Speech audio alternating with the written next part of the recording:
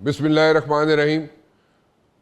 Straight of हॉर्मज़ पे जनाब इस वक्त कौन बैठा हुआ है, कौन इस वक्त who is calling the shots जो स्ट्रेट ऑफ हॉर्मज़ को कंट्रोल कर रहा हो। इस वक्त जो सिचुएशन है वो ये है कि अगर ईरान की तरफ देखा जाए, ईरान की मीडिया की तरफ देखा जाए तो वो कहते हैं जनाब it's a win win situation for us. On the other hand अगर अमेरिका की तरफ देखा जाए तो वो कहते हैं जनाब हमने अपने ऑब्जेक्टिव जो है वो अचीव कर लिए हैं, और हमने अपने ऑब्जेक्टिव इस तरह अचीव कर लिए हैं कि हमने जो टारगेट्स थे प्रिसाइसली उन टारगेट्स को हिट किया है, और उसकी वजह से हम डैमेज जो है वो कर रहे हैं ईरान को। MOU साइन होता है, MOU साइन होने के बाद फिर जनाब यहाँ पे एक बीच में एक खलल पैदा हो जाता है, बीच में एक प्रॉब्लम खड़ी हो जाती है, और उसके बाद मुज़ाकरात का सिलसिला टूट जाता है। उसके अलावा जनाब अगर देखें हम, ट्रंप जो है वो चाइना को टारगेट कर रहे हैं। JD वैंस को देखें जो वाइस प्रेसिडेंट है अमेरिका के, उनको अगर हम देखें तो वो जनाब इजराइल को टारगेट कर रहे हैं। लेकिन इसमें से असल बेनिफिशरी है कौन इस पूरे कॉन्फ्लिक्ट में से? ईरान और अमेरिका का जो कॉन्फ्लिक्ट है उसमें से असल बेनिफिशरी कौन है? Who is the main beneficiary?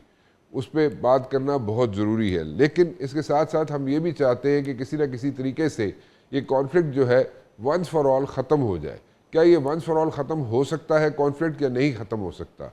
क्योंकि इसको भी जानना बहुत ज़रूरी है, क्योंकि अगर कॉन्फ्लिक्ट ख़त्म नहीं होता तो फिर इसी तरह एक सिचुएशन रहेगी, पूरी दुनिया एक कश्मकश में रहेगी। इस कश्मकश से कैसे बाहर निकला जा सकता है?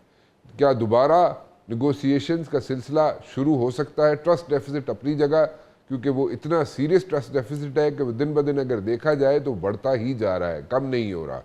लेकिन दोबारा मेज़ पे बैठना भी ज़रूरी है। कोई भी कॉन्फ्लिक्ट हो, चाहे वर्ल्ड वॉर 1 हो, वर्ल्ड वॉर 2 हो, या कोई भी कॉन्फ्लिक्ट हो, अगर हमने देखा है तो जनाब उसमें हमेशा हमने ये देखा है कि जनाब एक विंडो ऑफ अपॉर्चुनिटी जिसको डिप्लोमेसी कहते हैं वो जनाब खुली रहती है। और इसी तरह आप देखें कि अगर जंग भी जारी रहे तो पीछे से मुज़ाकरात का सिलसिला जारी रहता है। लेकिन इन दिस पर्टिकुलर केस क्या मुज़ाकरात का सिलसिला जारी है या नहीं है? दूसरा पॉइंट जो बड़ा इम्पॉर्टेंट है वो ये है जनाब कि यूक्रेन और रशिया की जंग, यूक्रेन और रशिया की जंग में क्या हिरोशिमा वाला वाक़या दोबारा तो नहीं रिपीट हो सकता? हिरोशिमा वाला वाक़या दोबारा रिपीट हो तो इट्स इज़ वेरी अनफॉर्चुनेट, क्योंकि हिरोशिमा वाला वाक़या अगर रिपीट होता है यूक्रेन पर, और यूक्रेन के अंदर, मैं नहीं चाहता कि वो लफ्ज़ इस्तेमाल करूं, लेकिन देन अगेन क्या रशिया यूक्रेन पर कोई न्यूक्लियर स्ट्राइक कर सकता है या नहीं कर सकता? उसके कितने चांसेस हैं? उस पर भी बात करना बहुत ज़रूरी है। It's a very important thing, क्योंकि ये भी मसला जो है हल नहीं हो रहा। इसके साथ साथ अगर पॉलिटिकल सिचुएशन की तरफ हम चलें तो हमने आज देखा कि कश्मीर के अंदर जो यहाँ पे इलेक्शंस हैं which are round the corner, वो जनाब उसमें पीपल्स पार्टी ने बहुत बड़े बड़े जलसे पहले भी किए, गिलगित बल्तिस्तान में भी बहुत बड़े बड़े जलसे किए, और एक मरतबा फिर कश्मीर में भी बहुत बड़ा जलसा किया।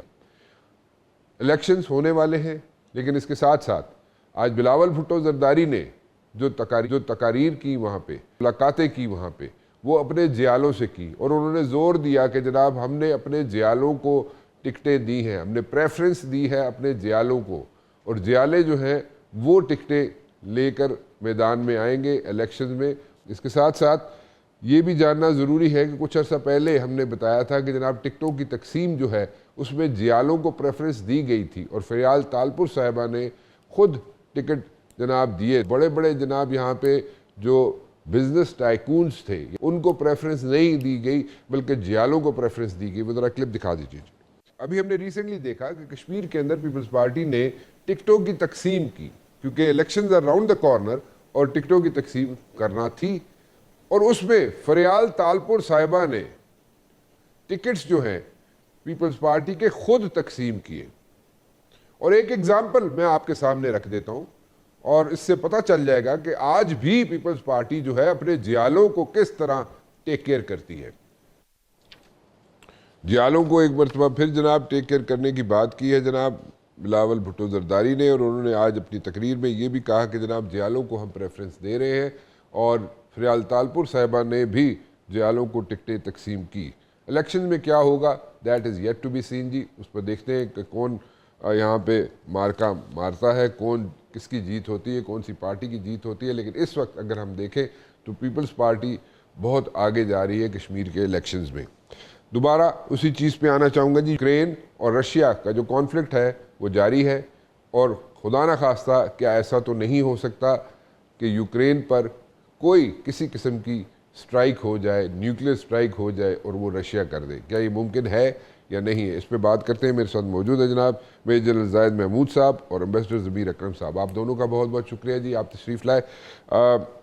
ज़मीर अकरम साहब, मैं ज़रा जनरल साहब की तरफ पहले ज़रा चला जाऊँ, क्योंकि ये थोड़ा सा मसला बड़ा गड़बड़ है और कोई ऐसा हो सकता है या नहीं हो सकता। पहले मैं यूक्रेन और रशिया की बात कर लूँ।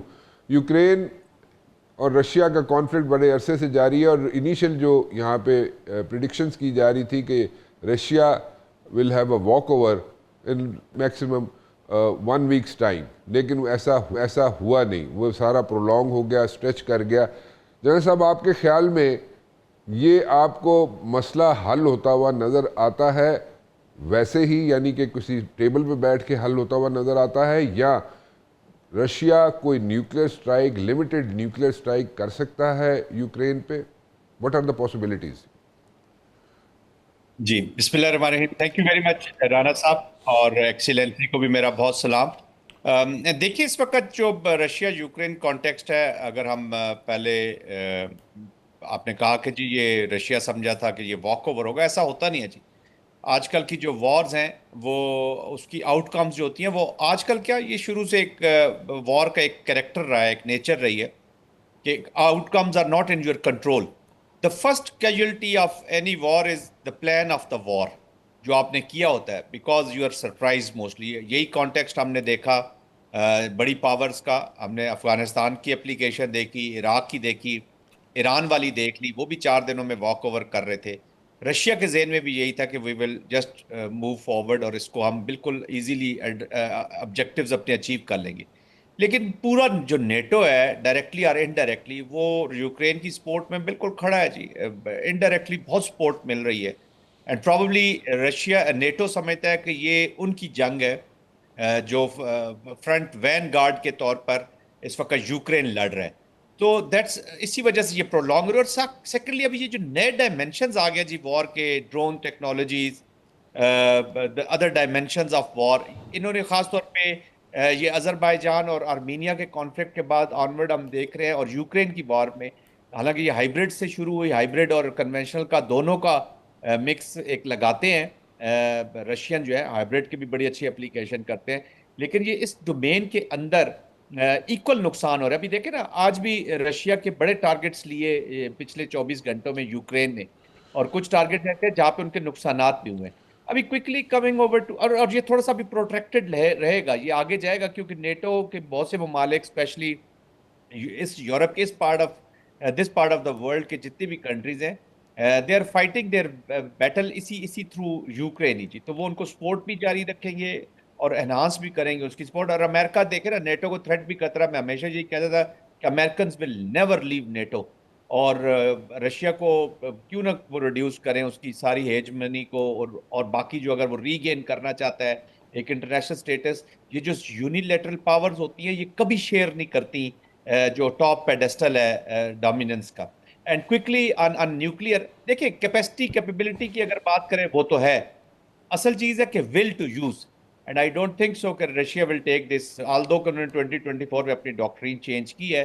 उन्होंने ठीक। कहा कि जब टेरिटोरियल इंटेग्रिटी को नुकसान होगा तो हम यूज कर लेंगे, but in the present environment I don't think so कि रशियन विल टेक सच अ ठीक। रिस्क, अदरवाइज रशिया बिल्कुल आइसोलेट हो जाए। ठीक है एम्बेसडर साहब, आप बैकयार्ड में अगर नेटो आके बैठ जाए रशिया के, जिसकी वजह से ये सारी जंग शुरू हुई यूक्रेन और रशिया की, ठीक है, यूक्रेन को सपोर्ट किया गया इनिशली, नेटो ने भी सपोर्ट किया, बल्कि अभी भी सपोर्ट जारी है। उसके साथ साथ जनाब देखा जाए पोलैंड के थ्रू सारी चीज़ें, उनको इक्विपमेंट भी मिलता रहा पूरी दुनिया से, ताकि यूक्रेन इक्विप रहे कि वो किसी न किसी तरीके से रशिया के साथ अपना जंग जारी रख सके।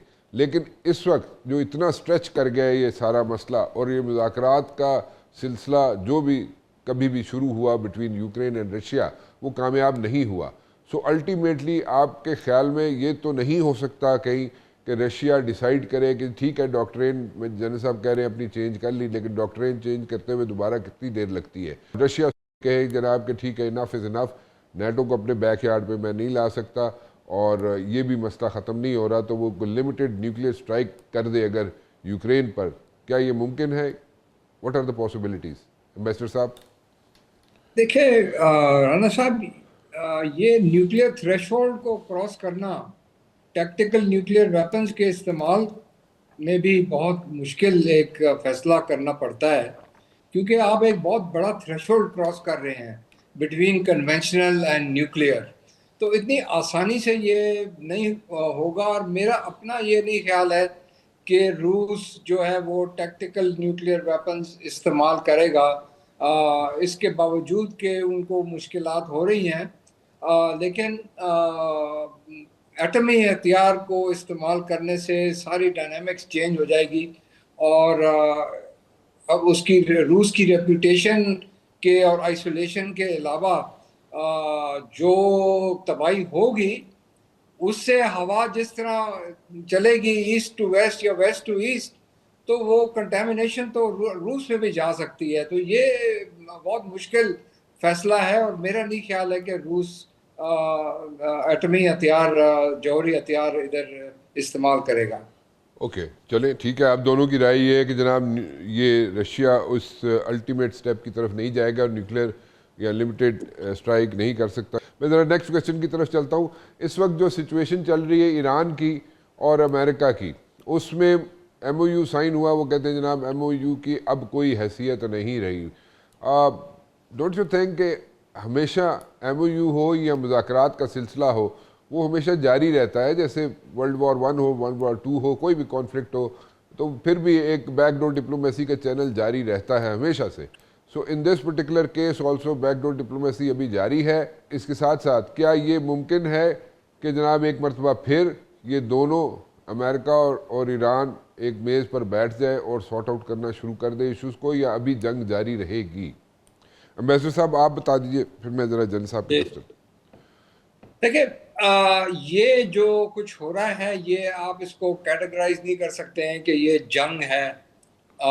जिस तरह से पहले ईरान और अमेरिका और इसराइल के दरमियान जो हो रही थी, ये आइसोलेटेड अटैक्स हैं दोनों तरफ से, और साथ साथ उन्होंने MOU को भी रिजेक्ट नहीं किया इन रियलिस्टिक टर्म्स। जो कुछ स्टेटमेंट्स आती हैं वो अपनी जगह हैं, लेकिन असल बात तो ये है कि दोनों हरीफ जो हैं उनको रास्ता चाहिए कोई समझौते की तरफ, और कोई समझौता इसमें से निकालने के लिए दोनों हरीफ का फ़ायदा है। तो इस रास्ते को ये नहीं छोड़ना चाहते हैं। इसके बावजूद जो दोनों तरफ ईरान और अमेरिका में ऐसे ग्रुप्स हैं, फैक्शंस हैं, जो चाहते हैं कि जी मैक्सिमल एडवांटेज लिया जाए इस सूरत हाल में। तो इसकी वजह से प्रेशर, जो लीडरशिप है दोनों ममालिक में, जो लीडरशिप है उस पर प्रेशर है, और वो फिर इस तरह के इक़दाम करते हैं। मेरा अपना ये ख्याल है कि ये इस तरीके से कोई बात सुलझेगी नहीं। इनको आके फिर से एक तरफ अपने आपस में डायलॉग करने के बाद इशू निकालना होगा, सोल्यूशन निकालना होगा। असल में मसला ये है ना, the bottom line is this, कि ईरान के पास MOU की बेसिस पर ईरान के पास कितना लेवरेज है स्ट्रेट ऑफ हॉर्मुज पे। ईरान कहता है कि जी ये मेरे कंट्रोल में है, मैं इसके ऊपर अगर फीस लगाना चाहूँ मैं लगा सकता हूँ, मैं उसका आमद और रफ्त बंद करना चाहूँ मैं कर सकता हूँ। तो ये एक एक्सट्रीम पोजीशन उनकी है। अमेरिका की तरफ से ये है कि जी आप कुछ भी नहीं कर सकते हैं, आप फ्री, ये ओपन वाटरवे है वो, तो इसके ऊपर आपका कोई हक नहीं बनता है। अगर आप MOU देखें, उसमें ईरान के मौक़िफ़ की तरफ बात जाती है कि कुछ ना कुछ कंट्रोल ईरान के पास होगा। कितना कंट्रोल होगा वो मुज़ाकरात के बाद निकलेगा।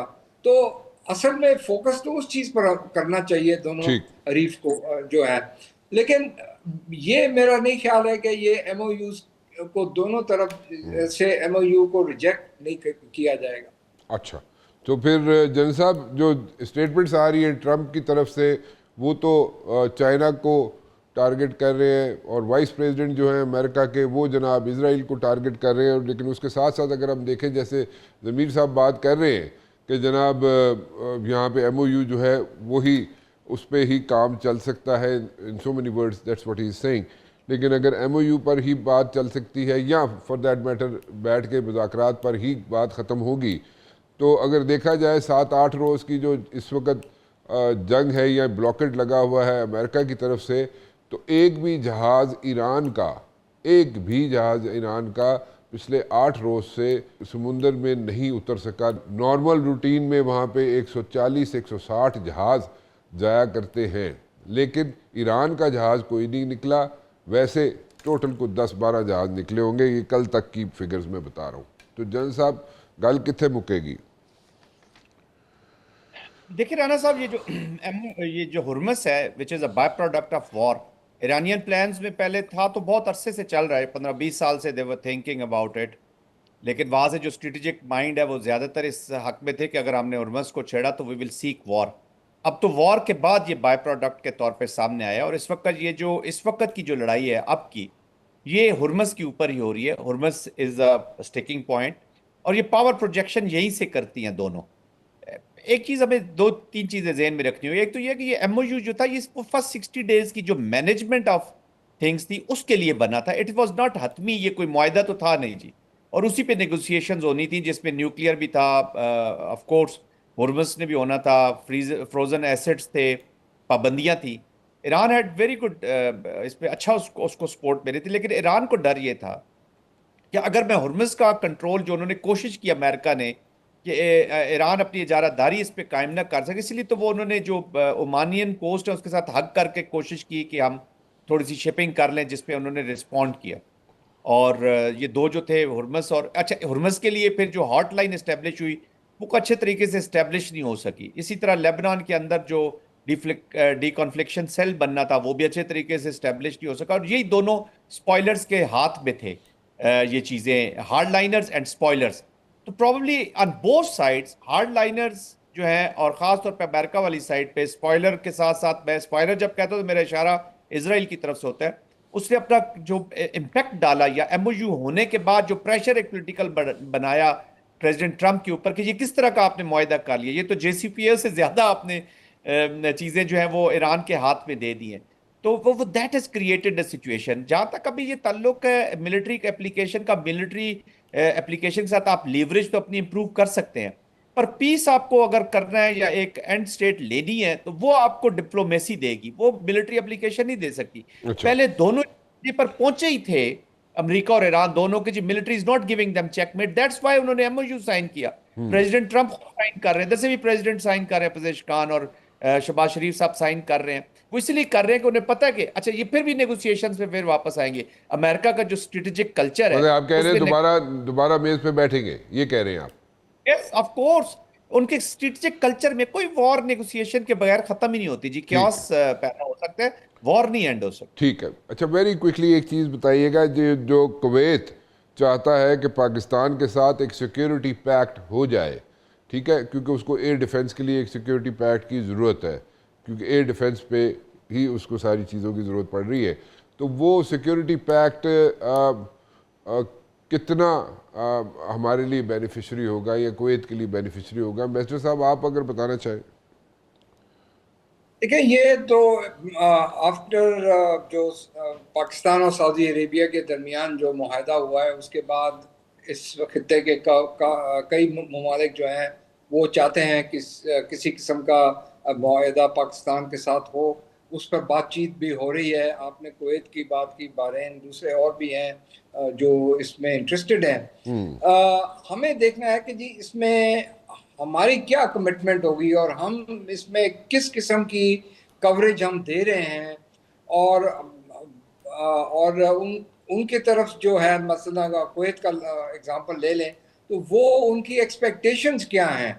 तो इस पे ज़रा सोच समझ के हमें आगे बढ़ना चाहिए। ठीक। ये ना हो कि हम इससे कोई कमिटमेंट दे दें और फिर हमारे ये गले पड़ जाए।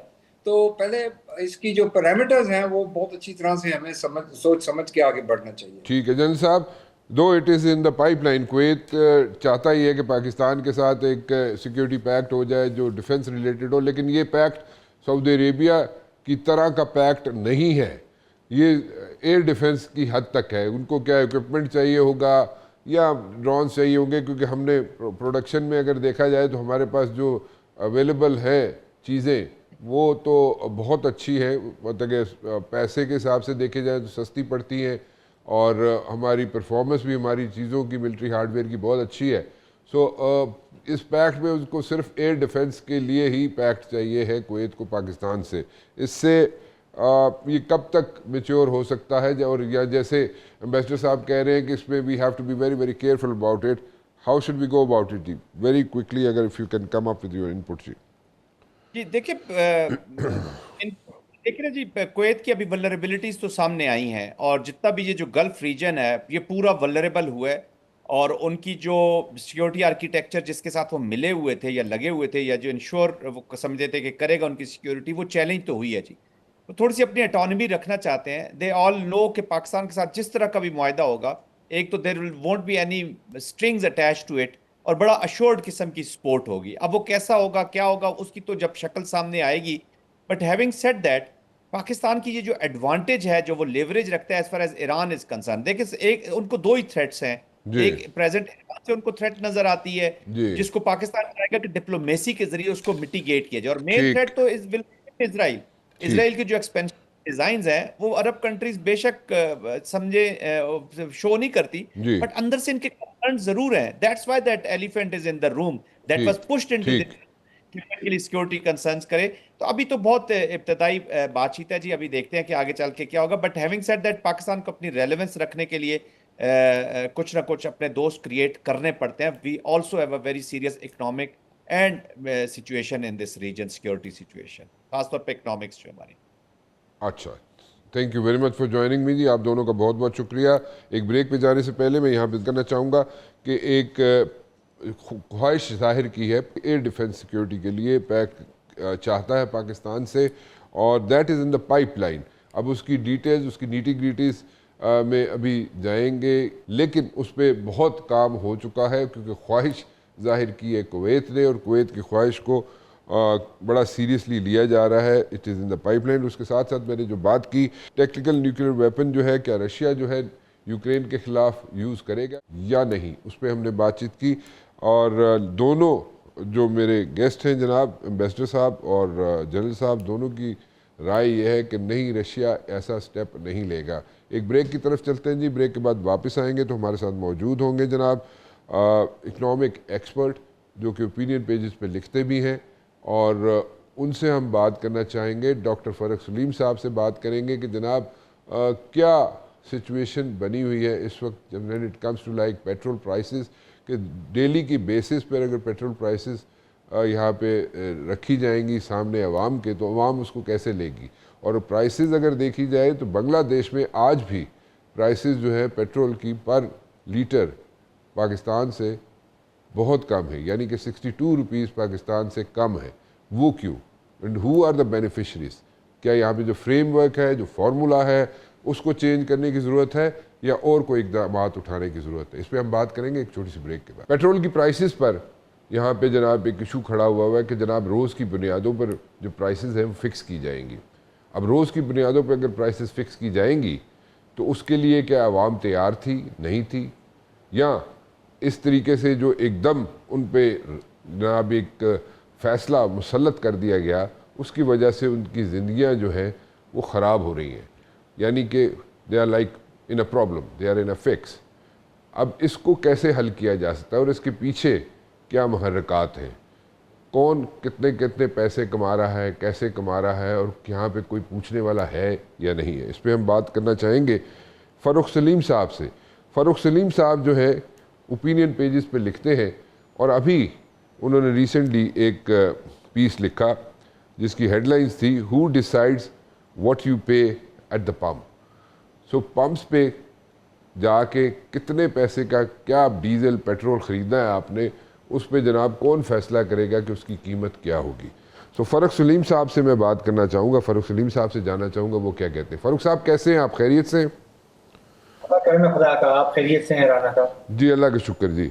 फारूक साहब, आपका पीस पढ़ा हमने ओपिनियन पेजेस पे, ज़रा थोड़ा सा उसको एक्सप्लेन करें कि जब कोई आम आदमी जाता है, जाके किसी गैस स्टेशन पे, पंप पे जाता है और वहाँ पे जाके जनाब उसको प्राइसेस पता चलती है, एक दूसरे दिन जाता है, रात को जाता है तो डिफरेंट प्राइस होती है, नेक्स्ट डे जाता है एक डिफरेंट प्राइस होती है। अच्छा, अगर इसको देखा जाए वेस्ट में या यूरोप में देखा जाए तो वहाँ पे भी हर जो होते हैं पेट्रोल पंप्स, उनकी प्राइसेस जो है डिफरेंट होती है। उनके मतलब कि जो भी डिफरेंट ब्रांड के पंप्स हों वहाँ पे उनकी प्राइसेस डिफरेंट होती हैं, हर एक ने अपनी अपनी प्राइसेस लगाई होती हैं। But in this particular case हमारे यहाँ अभी ऐसा एज सच हुआ नहीं था पहले।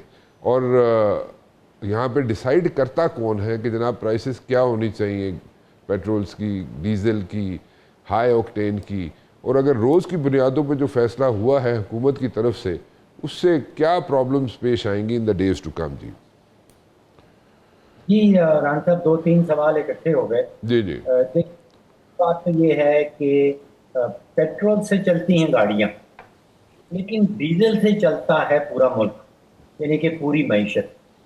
अगर फोकस सिर्फ डीजल के ऊपर कर लें तो फिर मैं समझता हूँ कि ज़्यादा मुनासिब है, बिकॉज पेट्रोल में कार वाला पेट्रोल डलवा लेगा, मोटरसाइकिल वाला पेट्रोल डलवा लेगा।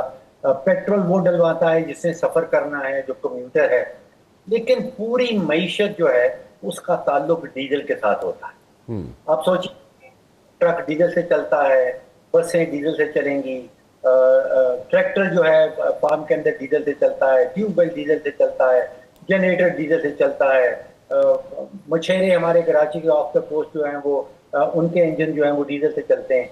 तो जिंदगी का हर एस्पेक्ट जो है वो जुड़ा है डीजल के साथ। अब बताया जा रहा है, जैसे आपने रोजाना का जिक्र किया, पेट्रोल हो डीजल हो, मैं समझ नहीं पाता हूँ कि क्या फिर टैक्सी ड्राइवर जो है वो रोजाना सुबह एक नया किराए का तयन करेगा, पहले पेट्रोल या डीजल की कीमत देखेगा। एम्बुलेंस वाले को देख लें, उसका एक स्टैंडर्ड कवर होता है, क्या वो रोजाना की बुनियाद पे वो कवर नया बनाया करेगा, नया चार्ज करेगा? बच्चों के स्कूल की वैन आती है, महीने भर का उसको कॉन्ट्रैक्ट दिया जाता है, क्या वो रोजाना की बुनियाद पे एक नया कॉन्ट्रैक्ट लिखा जाएगा? फैमिली बजट है, हमें महीने की पहली तनख्वाह मिलती है, उसके हवाले से पाकिस्तान में जो 3-3.5 करोड़ खानदान है वो फिर अपना बजट बनाते हैं। तो क्या फैमिली का बजट भी फिर रोजाना की बुनियाद के ऊपर बनाना पड़ेगा? आप सोचिए कि तकरीबन 85% तेल हम इंपोर्ट करते हैं। अब वो कराची पोर्ट में आता है, फिर रिफाइनरीज में जाता है, और फिर वो ट्रकों पे और टैंकर्स पे लोड होके उसने जाना है, गिलगित बल्तिस्तान जाना है, खैबर पख्तूनख्वा जाना है, कोयटा जाना है। वो जिस दिन निकलेगा उस दिन क्या कीमत होगी, जब वहाँ पहुंचेगा उसकी क्या कीमत होगी? तो मैं समझ पा रहा हूँ कि ये रोजाना वाला मामला जो है ये किया क्यों जा रहा है। कि आप सवाल किया, जो असल प्रॉब्लम है वो फॉर्मूले के साथ है। व्हाट इज दैट फार्मूला जी? वो बयानात की हद तक हमें बताया जाता है कि एक प्लैट्स का फॉर्मूला है, वो सिंगापुर में उसकी ओरिजिन है, उसके साथ पाकिस्तान की कीमतें हमने नक्की कर रखी। अब ये बयानात की हद तक तो दुरुस्त है, लेकिन अमलन देखें तो फिर वो प्लैट्स का और वो जो बैरूनी फार्मूला है उसका पाकिस्तान की डीजल या पेट्रोल की कीमतों से कतन कोई ताल्लुक नहीं बनता। जरूर किया जाता है, लेकिन आप सोचिए कि अगर आलमी मंडी में तेल की कीमत जो है वो 5% बढ़ जाती है तो पाकिस्तान में वो 10% बढ़ा दी जाती है। जब 10% आलमी मंडी में तेल की कीमत गिर जाती है तो पाकिस्तान में आप देखते हैं हमें सिर्फ 2%, 3% उसमें जो है वो गिरावट नजर आती है। 5 या 6 महीनों में राना साहब एक बात तो बिल्कुल क्लियर हो गई कि आलमी मंडी की कीमत में और पाकिस्तान की जो डोमेस्टिक प्राइस सेट की जाती है, जो नोटिफिकेशन सामने आता है, उनमें कोई किसी किस्म का कोई, जिसको हम कहते हैं स्टैटिस्टिक की जुबान में, कोई कोरिलेशन नहीं, कोई ताल्लुक नहीं, उनमें कुछ रिश्ता बनता नहीं। अच्छा, जब ये जिनके कोई जनाब आपस में कोई सर पैर मिलता ही नहीं है, और ये फार्मूला जो सिंगापुर वाला आपने रेफर किया, ये are we getting the half truth? हमें पूरी बात नहीं बताई जाती। आपने कहा ना किसी हद तक ये फार्मूला ठीक है, और इसमें फिर पीछे क्या महरकत है, क्योंकि इस किस्म के फार्मूला जो है मेरे ख्याल में 36 साल हो गए मुझे भी सुनते हुए। No, I am not a economic expert, but then again फिर भी इस किस्म का फार्मूला 36 साल से हम सुन रहे हैं। ये उसी को मेरे ख्याल में उसकी नोक पलक ठीक करके पेश कर दिया जाता है ताकि किसी को समझ ते आनी नहीं, बस हाँ जी ठीक है चलता रहे। ये सभी ममालिक आप अपने खत्ते में देख लें, भारत भी ये क्लेम करता है कि उसका एक इंटरनेशनल फार्मूला है, बांग्लादेश का भी ये क्लेम है। क्या निकलता है, आप देखिए कि इस वक्त पाकिस्तान में जो डीजल की कीमत है वो 304 है, भारत में 314 है, बांग्लादेश में वो 292 है। यानी कि बांग्लादेश के साथ हमारा 62 रुपए फी लीटर का फर्क बनता है। वहीं से उनका तेल भी आता है जहां से हमारा तेल आता है, वही आलमी मंडी का रेट उनका भी है, वही आलमी मंडी का रेट हमारा भी है, वही फॉर्मूला वो कहते हैं कि वो इस्तेमाल करते हैं, वही फॉर्मूला हम कहते हैं हम इस्तेमाल करते हैं। अब ये 62 रुपए फी लीटर अगर बांग्लादेश में तेल सस्ता है पाकिस्तान के मुकाबले में, तो आप सोचिए कि तकरीबन हम 9 से 10 बिलियन लीटर डीजल इस्तेमाल करते हैं पाकिस्तान के अंदर साल पर। तो ये 100 अरब रुपए का डिफरेंस बन जाता है।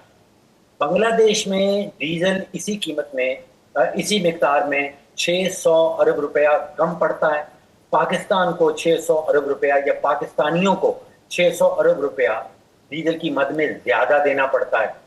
अब देखिए कि अगर डीजल की मद में ज्यादा देना पड़ता है, इसका मतलब कि यहाँ पे ट्रक महंगा होगा, यहाँ पे बस महंगी होगी। ट्रक महंगा होगा तो आप सोचिए कि गंदम महंगी होगी, सब्जी महंगी होगी, गोश्त महंगी होगी, दालें महंगी होंगी, घी, दूध, आटा, ये सब लोग जो है, ये सब चीजें जो है ये ट्रक के ऊपर आनी है। तो ये छोटा मोटा फर्क नहीं है। क्लेम एक ही किया जाता है कि हम सब एक ही फॉर्मूला इस्तेमाल कर रहे हैं। आता भी ये सारा तेल जो है तकरीबन ये स्ट्रेट ऑफ हॉर्मूज से है, हम भी गल्फ से खरीदते हैं, वो भी गल्फ से खरीदते हैं। ये इतना जो फॉर्मूले जो फर्क आ रहा है वो बेतहाशा नजर आता है। So why is it so? क्यों, कहाँ पे गड़बड़ कहाँ पे है फरूख साहब? देखिए गड़बड़ फॉर्मूले के अंदर, अच्छा, फॉर्मूले के अंदर गड़बड़ है, और उसको पहले हमें 2 हफ्ते के बाद एक झटका मिलता था, फिर हमने डिसाइड किया कि जी 1 हफ्ते के बाद झटका दिया जाएगा, और अब ये फैसला किया गया है या ऐलान किया गया है कि रोजाना की बुनियाद पर झटका दिया जाएगा। ठीक। प्रॉब्लम फॉर्मूले के साथ है, जब तक फॉर्मूला जो ब्रोकन है, टूटा हुआ है, उसको दुरुस्त नहीं किया जाएगा तो ये झटके आप जितने मर्जी देते रहें। So I'm sorry I'm cutting you, लेकिन who is going to fix this? Who is going to fix it? देखिए इस वक्त फॉर्मूला बनाने वाली हुकूमत है। ठीक है। के हवाले से पूरे मुल्क में पीएसओ को एक सोल मोनोपोली इंपोर्टर करार दिया गया है। ठीक है। पाकिस्तान के अंदर कोई डीजल इंपोर्ट नहीं कर सकता। जो रिफाइनरीज हैं वो सारी की सारी रियासत की रिफाइनरीज हैं, स्टेट ओन हैं, बहुत मेजॉरिटी शेयर्स हैं उनके। तो फॉर्मूला वाली भी हुकूमत है, उसको इंपोर्ट करने वाली भी हुकूमत है, कोई कंपटीशन नहीं है किसी किस्म का। पीएसओ जिस कीमत पे इंपोर्ट करे, जो डिक्लेयर करे, वो आगे जाके ओगरा के फॉर्मूले के अंदर चली जाती है, और वो फिर आपको और मुझे पंप में जो है वो कीमत की सूरत में सामने आ जाती है। किस्म का पीएसओ के साथ कंपटीशन नहीं है, कोई ऑडिट नहीं है इस डिक्लेरेशन का, कोई इंडिपेंडेंट मैंडेट किसी के पास नहीं है कि इसको चेक किस तरह किया जाए। तो यहाँ पे आप सोचिए कि जो रेफरी है वो खुद से खेल भी रहा है, जो खिलाड़ी है वो खुद से मैच का जो स्कोर कीपिंग है वो भी कर रहा है। तो एक अजीब सा मामला है कि रेफरी वो भी है, हुकूमत खुद से रेफरी भी है, खुद से खेल भी रही है, खुद से वो रेगुलेट भी कर रही है, वो खुद से कीमतों का तयन भी कर रही है। तो एक ही जो प्लेयर है वो कोई 5-6 डिफरेंट रोल प्ले कर रहा है। सो हुकूमत जो है उसको फार्मूला चेंज करना चाहिए, फार्मूला चेंज नहीं करी। क्या रीजंस क्या हो सकते हैं फार्मूला ना चेंज करने के फारूक साहब? देखिए एक तो जो वजह सामने नजर आती है कि अगर आप पीएसओ की फॉर इंस्टेंस बैलेंस शीट निकाल के देखें, वो ये पता है कि पिछले साल उन्होंने 15 अरब रुपए का प्रॉफिट दिखाया। हाँ, इसका प्रॉफिट जो है वो 38 बिलियन का है। हाँ, इसी तरह आप पाकिस्तान रिफाइनरी को देख लें, नेशनल रिफाइनरी को देख लें, कहीं 150% का इजाफा है प्रॉफिट में। एक तो नेशनल रिफाइनरी नुकसान में थी और वो अचानक 7 अरब का प्रॉफिट बन गया, वहां पे कहीं 8% उसमें प्रॉफिट में इंक्रीज आया है। तो जो नजर आ रहा है बज़ाहिर कि हुकूमत की तिजोरी, आपने शुरू में जिक्र कर दिया, वहां पे कोई एक जो उनका अपना हद था 1.4 खरब रुपए का, उससे भी उन्होंने ज्यादा पैसा इकट्ठा कर लिया। इस बजट जो हद रखा गया है वो 1.7 खरब रुपए का रखा गया है। तो हुकूमत की तिजोरी भरी जा रही है, इसमें ऑयल मार्केटिंग कंपनी की तिजोरी भरी जा रही है। तो अगर वहां पे तिजोरियों में माल इजाफी आ रहा है तो कहीं से निकल भी रहा होगा। ठीक। सो बेसिकली अवाम पिसती रहे और जो बाहर जो है जो फार्मूला ना चेंज करने वाली हुकूमत है वो अपना सारी तरफ फील्ड के खेलती भी रहे खुद ही, और लेकिन अवाम पिसती रहे। ठीक है जी। और बेनिफिशरी जो है इम्पोर्टर है जो ऑयल इम्पोर्ट कर रहा है, ऐसे ही है जी। और हुकूमत खुद से भी। अच्छा, हुकूमत खुद से कैसे? सॉरी, जरा एक्सप्लेन कीजिएगा। पेट्रोलियम लेवी की मद में 1.4 खरब रुपया इकट्ठा कर लिया, इतना हद भी नहीं था। अगले साल का हद 1.7 खरब रुपए रखा है। तो बेनिफिशरी तिजोरियां जो भरी जा रही हैं वो दो हैं, एक हुकूमत की अपनी तिजोरी है और एक ऑयल मार्केटिंग कंपनी की तिजोरी। अच्छा, ठीक है, ठीक है। Thank you very much for talking to us जी। बकरिया फारूक साहब, हमें एजुकेट करने का, हमें समझाने का कि जनाब एक्चुअल सिचुएशन क्या है और किस तरीके से ये मैनिपुलेट हो रही है प्राइसेस, और इसमें फार्मूला कैसे चेंज करने की ज़रूरत है जो कि हुकूमत नहीं कर रही फार्मूला चेंज, और उसके साथ साथ बेनिफिशरीज़ कौन लोग हैं, एक कंपनी, और उसके बाद जनाब बाकी सब वो लोग जो ऑयल का काम कर रहे हैं, जो इंपोर्ट कर रहे हैं, वो बेनिफिशरी, लेकिन आवाम पिस रही है। फ़िलहाल राना मुबशिर को इजाज़त दीजिए। अल्लाह हाफ़िज़।